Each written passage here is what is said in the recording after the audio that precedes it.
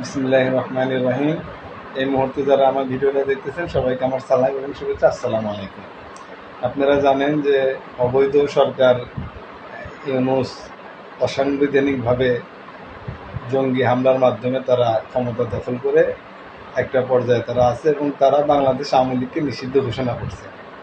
আমি বাংলাদেশ আওয়ামী লীগের একজন ক্ষুদ্র কর্মী। আমার মতো এরকম কোটি কোটি কর্মী সমর্থক আওয়ামী লীগের এই দেশে আছে, কিন্তু সবারই মন মানসিকতা এক নয়, সবাই একরকম মাইন্ড না। অনেকে একটু বিচলিত হতে পারেন, তাদের জন্য এই ভিডিও বার্তাটা দেওয়া।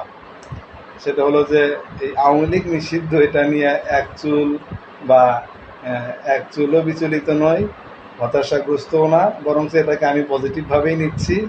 যে একটা কথা আছে, প্রবাদ চালু আছে, রাত্রি যত গভীর ভোর তত সন্নিকটে। আমি কথাটা বিশ্বাস করি, সমস্যা যত বেশি সমাধান তত নিকটে।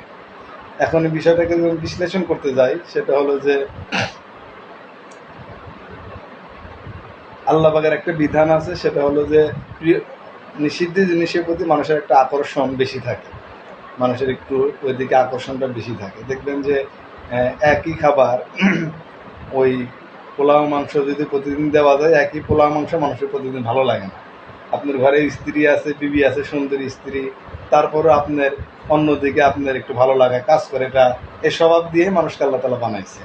তো আওয়ামী লীগের যেটা সমস্যা, সেটা হলো যে দীর্ঘ 4 মেয়াদে ক্ষমতায় থাকার কারণে আওয়ামী লীগ অনেক ভালো কিছু করছে, যেমন পোলাও মাংস, এত ভালো মন্দ, এত উন্নয়ন, কিন্তু বেশি দিন একই থাকার কারণে মানুষের জনসমর্থনটা একটু কমে গেছিল। এটা বাস্তব স্বীকার করা লাগবে, জনসমর্থন একটু কমছিল। কিন্তু সাংগঠনিকভাবে আওয়ামী লীগ যতটা শক্তিশালী ছিল, এখন আছে, ভবিষ্যতেও আছে। এখন আওয়ামী লীগের যে জিনিসটা অভাব দেখা দিয়েছিল, সেটা হলো জনসমর্থন একটু ঘাটতি পড়ছিল। তো এই যে অবৈধ ইউনূসের যে আওয়ামী লীগের উপরে যে টর্চিংগুলো হচ্ছে, মিথ্যে মামলা, গুম, হামলা এবং নির্যাতন এবং নিষিদ্ধ, ছাত্রলীগ নিষিদ্ধ, আওয়ামী লীগ নিষিদ্ধ, এগুলার দ্বারা আওয়ামী লীগের প্রতি মানুষের আকর্ষণ আরও বাড়বে, মানুষের আওয়ামী লীগের জনপ্রিয়তাটা আরও বাড়তেছে।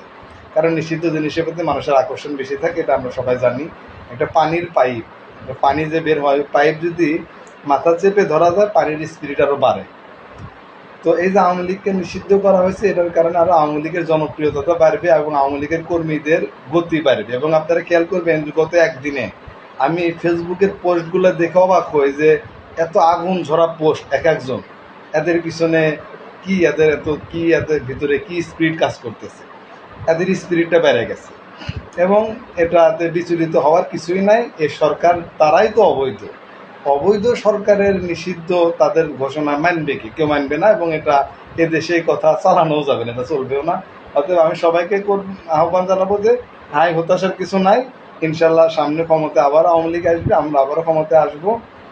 শুধু এই সময়টা ধৈর্য ধরে যার যার অবস্থান থেকে এই এনজিও সরকারের বিরুদ্ধে, যে যারা দেশ বেচার পায়তারা করতেছে, যারা দেশটাকে ধ্বংস করার দিকে যেতেছে, এই জন্য দেশের স্বার্থে আমাদের যার যার অবস্থান থেকে দলের জন্য একটু নিবেদিত প্রাণ হিসেবে সবাইকে আবার অ্যাক্টিভ হয়, যার যার অবস্থান থেকে দলের জন্য কাজ করবে।